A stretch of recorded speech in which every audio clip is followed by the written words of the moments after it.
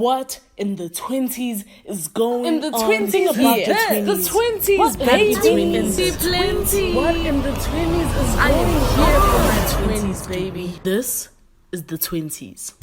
Welcome back to the podcast. I'm your host, Zamam Kize, and this is What's in the 20s, a podcast where you listen to me grow through words, baby. On this episode, we're going to be speaking about knowing when to leave. Let's gather here.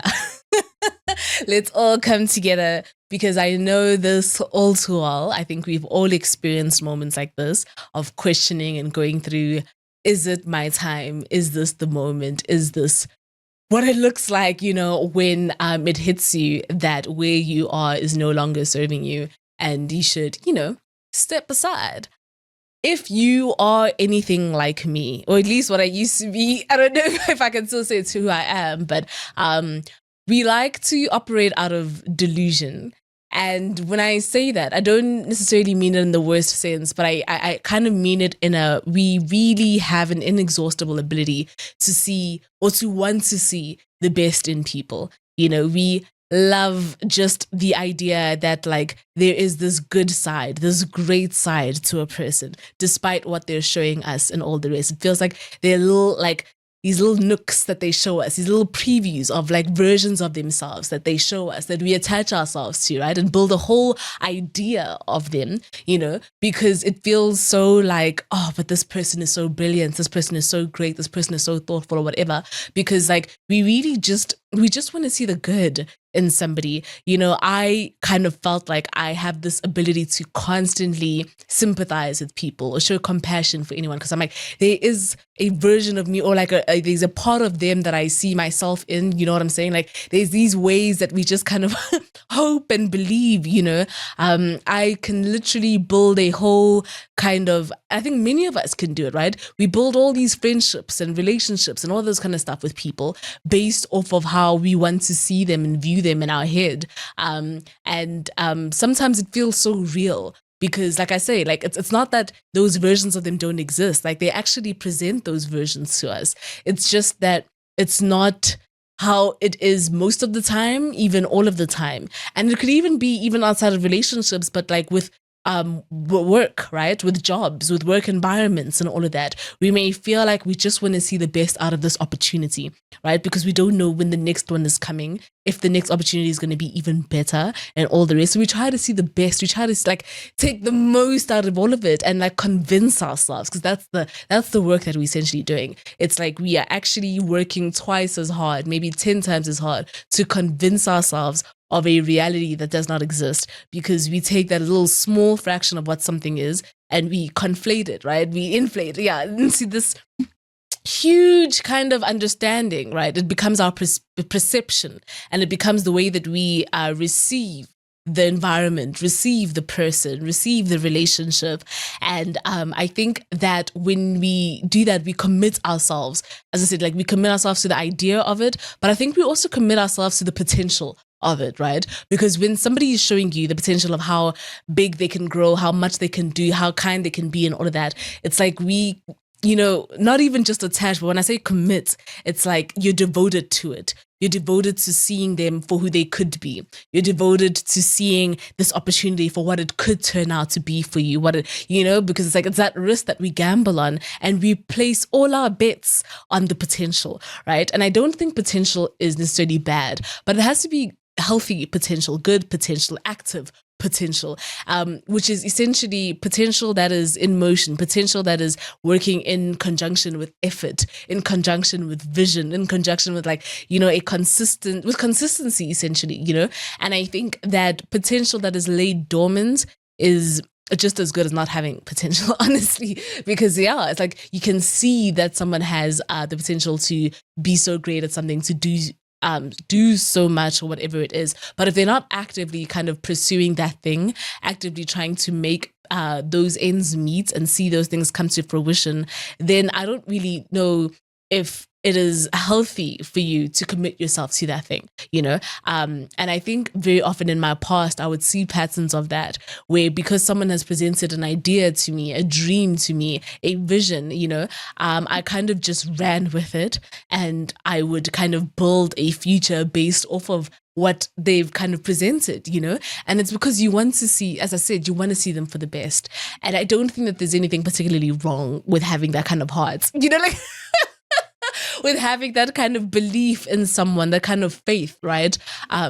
Because yeah, when I use the word even believe, have you ever believed, guys, have you ever believed in someone? You know, have you ever believed in their dreams, believed in their passions, their hopes? You're willing to invest in it. I know there's some people who are willing to invest their money, their time, their energy, whatever, into somebody else's dream, into what somebody else is talking about because of the way that they're able to just like lure you into what they're speaking about, like, and they know that your heart is so good that you know that you're going to believe them for the kindness they're showing you, they're going to believe the words that they're saying and all the rest. And it's just like believing in someone, that is such a, let me tell you, it makes you feel good to be able to pour into what it is that they're hoping for. You know, it makes you feel so good to be able to, like, as I said, invest in it and, you know, share yourself in it because it feels like you guys are now growing in this together, you know, and so you're constantly giving them words of affirmation and validation. You're constantly motivating them. You're constantly trying to support them. Do you know what it's like supporting dormant potential? It is so rough and it'll mess with your mental health so dangerously, right? Because you're constantly conjuring up all the energy, all the strength, not just for yourself, but to be able to give it away to somebody else, right? To give it into somebody else's just words that they're not even intending on actually doing anything with it, right? They're not even intending on actually growing the support that you're giving and putting good use to it and all the rest, because it's just like they just know that you're always going to be around, that you're always going to support, that you're always going to believe, you know? And oh, guys, it's so heartbreaking, if anything, because you really devote yourself to the thing that you guys have or that you're growing, or this business or this job or this environment or family member and all of that. You really want to like believe in those type of values and principles of loyalty, of trust. But you're constantly being met with disappointment. You're constantly being met with something that's less than and all the rest.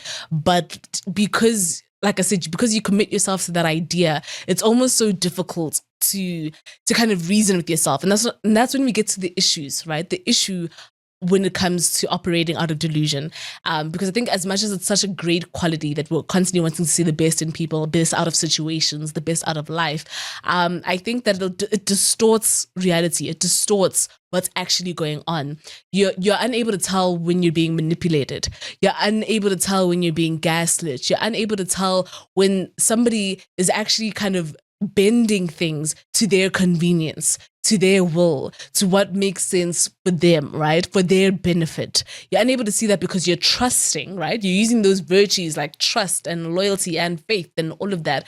And you're trusting that this person wants the best for you. You're trusting that this environment is wanting the best for you and all the rest. So you'll go so far as to defend.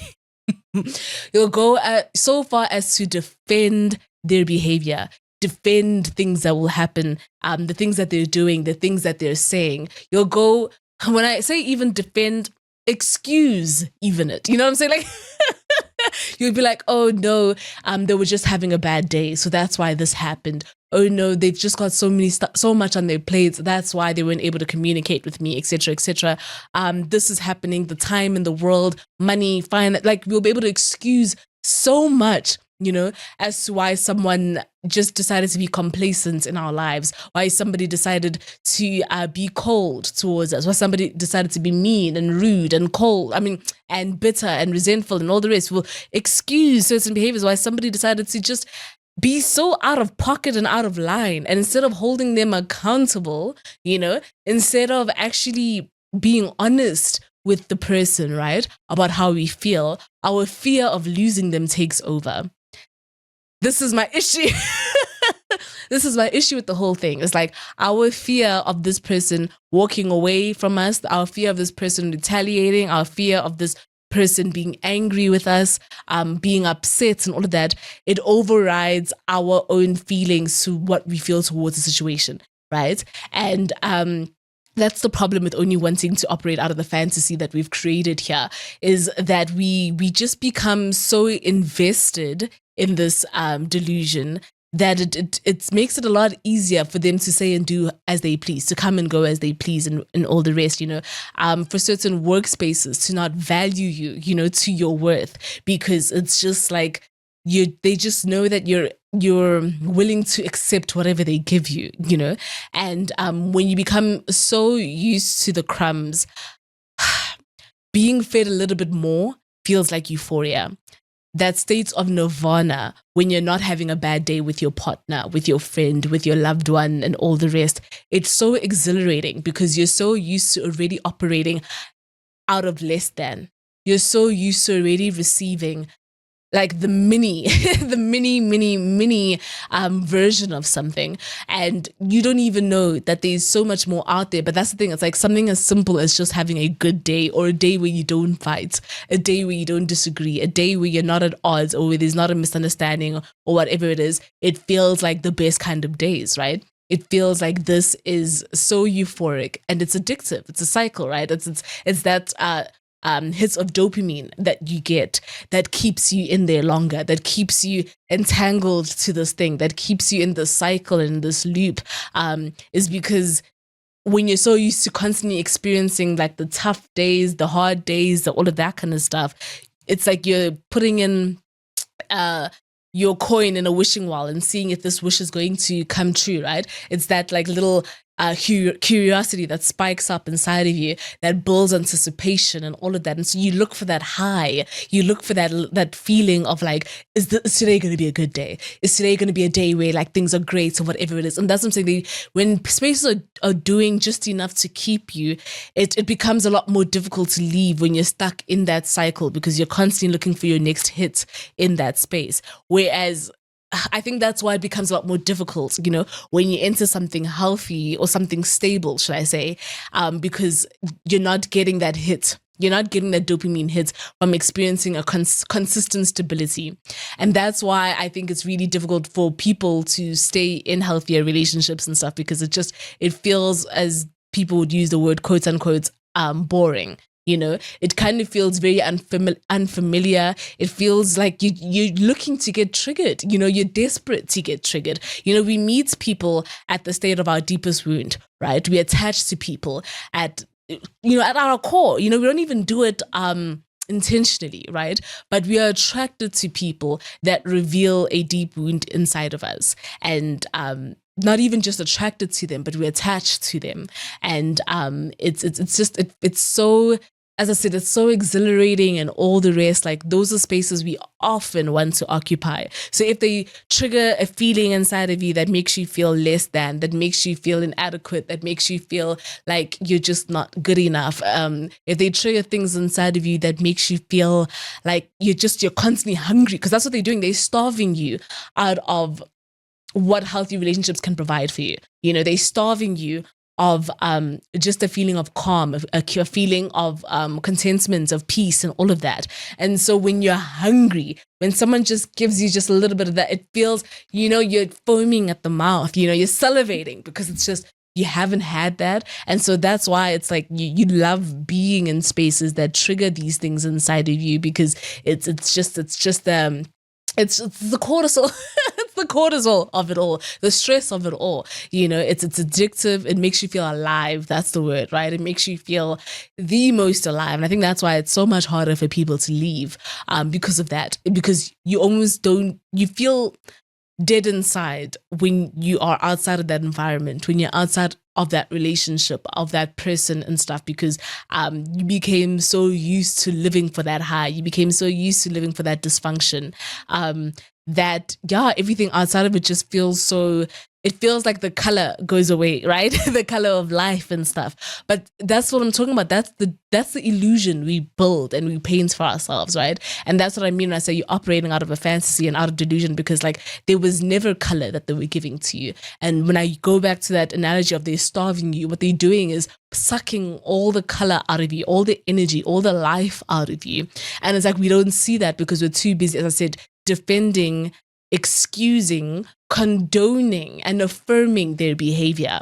It's so terrible. When I say we affirm their behavior, they have no reason. There's no genuine desire to want to change their behavior, to want to change the way they're treating you and all the rest, when they can see that you're someone who continuously stays in that space, right? And because of that, not only do they lose respect for you, but you lose respect for yourself.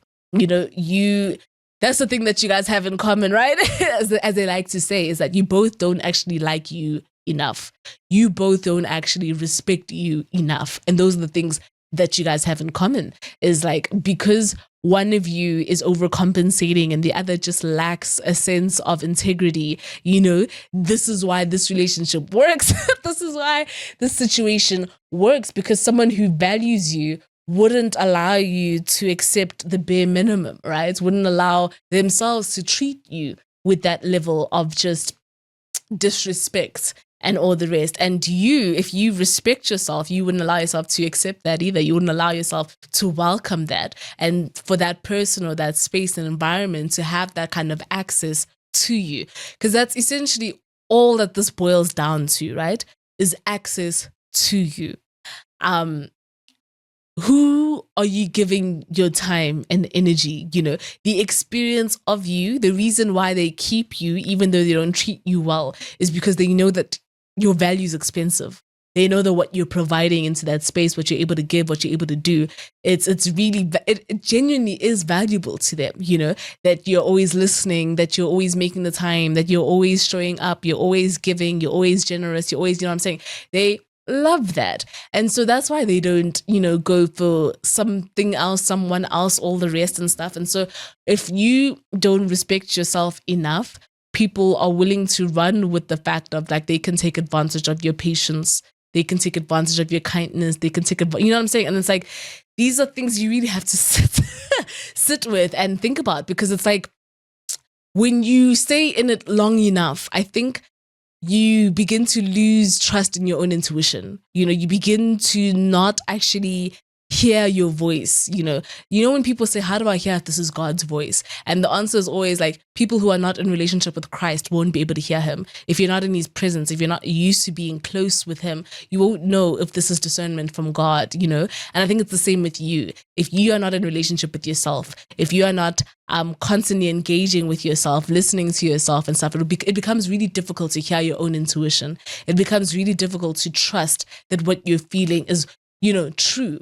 Because you become so used to operating out of fantasy. You become so used to operating out of what's convenient for the other person or for the situation that's going on and stuff like that. Is that it's so difficult. Your friends could be telling you, you should leave this situation. You should walk away. You should let this person go. You should let this job go. You should let this toxic environment go. Everyone around you could be saying that over and over to you. But it becomes so difficult because you feel like, but you guys don't know. You don't know this person. You don't know this relationship. I know them better than anybody else. I know why they did this and stuff like that. And that's the thing. It's like when I say you defended, it's like you can't even hear what your support system, the people who genuinely want the best for you, and even what you want, because what you want starts becoming what's best for the relationship. Am I making sense?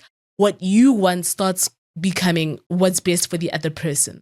How can this person benefit from this? What will be convenient for the other person? You're constantly considering the other person when it comes to how to take care of you. And you attach your happiness, right, to the happiness of the other person. As long as the other person is good and happy and all the rest, then I will be too. And if the other person isn't happy, is going through something, and then it makes an effect on me too.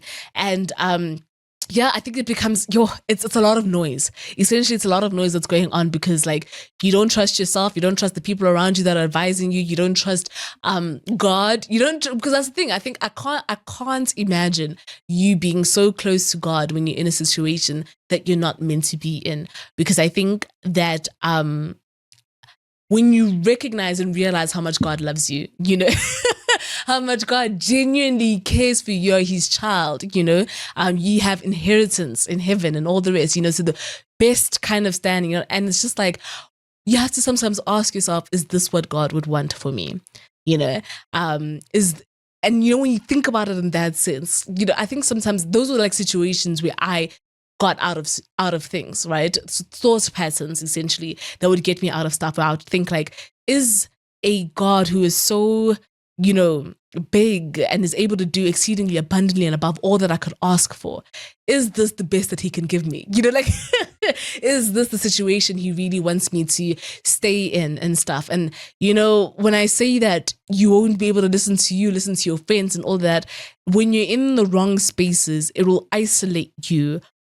It will isolate you from people. It will estrange you from people because now you try to protect what you have going on. You know, it'll isolate you from your relationship with Christ even and all the rest because you're trying to protect this toxicity that's going on.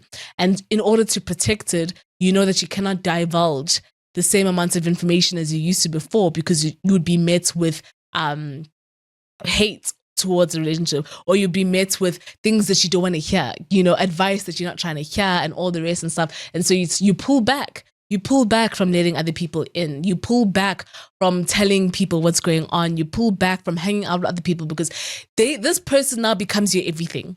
This relationship, this job, it's so consuming. And when I say that you attach your happiness and all of that to this person, it becomes your whole life, right? And you dedicate all your energy into keeping a peaceful state in this thing, right? Because you know how easy it can go, you know, to explosive, right? So everything that you are, you know, every time when you wake up and stuff, you dedicate that to just trying to keep the peace in the relationship. And you know that if you were to go outside and like hang with people, do things with people, whatever it is, that could cause a potential threat to this relationship, to this job, to the, you know, because it's things you don't want to hear. People telling you to leave. And that's what I'm saying. These are all signs, you know, these are indicators for you to take up and like actually question, then is this the space I'm supposed to be in? If I don't feel safe in it, if my friendships don't feel safe in it, why am I why am I in it? Do I deserve to be in it?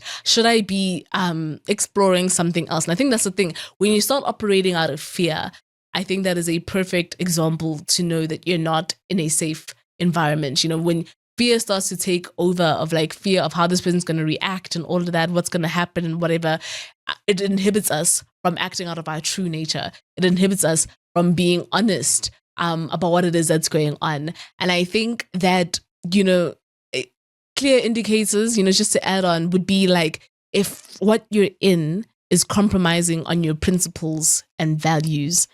And so if I'm in a situation where it's pulling me further and further away from God, I know that this isn't for me. You know, if I'm in a situation where I feel like it's pulling me further and further from being kind, further and further from being selfless, further and further from sharing myself. You know, sometimes you can be in a situation where somebody wants you to dim your light a bit, right? Because they feel like maybe like you're just too much, you're too out there, you're this and that, you know, just calm down, you know what I'm saying? If I'm in a situation where I feel like I need to make myself small so the other person can feel big, so that the situation, the job or whatever can feel big, I know that I'm not I don't feel optimized in the situation. And those are clear indicators for me that this isn't where I should be. You know, I want to feel embraced. I want to feel celebrated. I want to feel adored. In fact, I want to be told to do more. I don't want to be told I'm doing too much. I want to be told like, give me do your big one. I want to be encouraged to give more and all of that. And I think like if your principles and values are constantly shifting, right? Because you keep moving your goalpost for this person, your boundaries for this person, everything that you once set for yourself, your standard for this person, it keeps shifting, right? Because of the convenience of having this person in your life. And I think that when you realize that who you are, when you stop recognizing yourself, and just start morphing into the best idea of what this person would want or this job environment or whatever, I think that losing yourself is never worth staying in something. I think that compromising on your sets of standards, values, boundaries, all of that is a clear indicator that this isn't for you, because what it is that you're doing is you're trading in your soul, you're trading in who you are just for the comfort of having someone who doesn't even see you, who doesn't even value you, who doesn't even, I would argue doesn't even like you. Because how can someone like you if they don't like what you represent, if they don't like what you stand for, if they don't like what your vision is, what your principles are, and all the rest? I just feel like, if anything, it's more of a misalignment with who you are. It's you're just not compatible, right? It's a misalignment with your goals. That's when you know you should leave. If anything is coming into your life that is deterring you away from where it is you see yourself going, being, who it is you see yourself being and stuff, I don't think it's necessarily what is called for you. I think it's okay for you to decide that like, we don't need to go any further, because there's a version of me that I see. I've seen this so many times, I'm sure we all have, where say a friend of ours, will enter into a relationship, and like the path that they were on before this relationship, like so many good things were happening for them and all of that. Then they get into this relationship and they just they stop having motion. They stop pursuing their dreams and plans and visions, because all of that energy, as I said earlier, gets dedicated to trying to make sure everything is good in this relationship, and so things just stop happening. And I hate to see it coming. I hate to see momentum slow down and stop just because another person is now like occupied your space. I think when you're in alignment with someone or a job or an opportunity, it should propel you. It should propel your vision. It should propel your dreams, ambitions, and all the rest. And I think that if something or situation is taking more than it deserves, it is a clear indicator that you should leave. If it is just, as I said earlier, sucking the life out of you, and they don't even deserve, nothing deserves to take the life out of you. But I mean, like, it's just all it does, it takes and takes and takes, and it never gives. And if it does give, it rarely ever gives, or it's the crumbs that it gives and stuff. I think that's a clear indicator that this isn't mutual, this isn't reciprocal effort, and I think you are allowed to take a step back and say, actually, I don't want this, and yeah, like I said earlier, like losing connection with yourself and all of that, like I just don't understand how you could reason wanting to stay in a place that is constantly asking you to let go of who you are. You know who it is that you are. You do know. Even if you've suppressed it for so long, trying to make other people happy. I know that there was a time in my life I felt that way, when I was younger, that all my efforts were dedicated to making sure people around me were good and happy and content and all the rest, that I could make a space be fulfilling. But I think that when you really connect with yourself again and really just journal, listen to yourself, write, whatever it is, you're going to find a lot of answers there. And it also for me, a lot of my answers of who I am came from hanging out with a lot of different people, because I think people have a way of holding a mirror to us and exposing different versions of ourselves to us, and like, you become alive to parts of you never knew. And when you're so used to operating in the same spaces, those parts can't be activated. Those parts of you can't be cultivated, and so it really helps to just go out into the world, to experiment, to take that risk, to try things. You know what I'm saying? But yeah, don't ever let fear be the deciding factor as to why you can't leave a situation. I think if you trust yourself enough, you will find that there is more and there is better and there is, something that is worthy of your time and attention, that deserves you, and I hope that you have the grace to be able to, not only give that, but receive that when that time comes. But yeah, that's really all I wanted to speak about today. Is I know that we've all been in situations where we've been questioning and wondering, should I be leaving this, but I love this person so much. I care about this person so much. I sympathize, this and that. And I'm getting even emotional speaking about this, because it's like, yeah, there were so many moments where I felt like, you even you care so much that you want to save the person. You care so much that you want to heal the person. You want to help the person.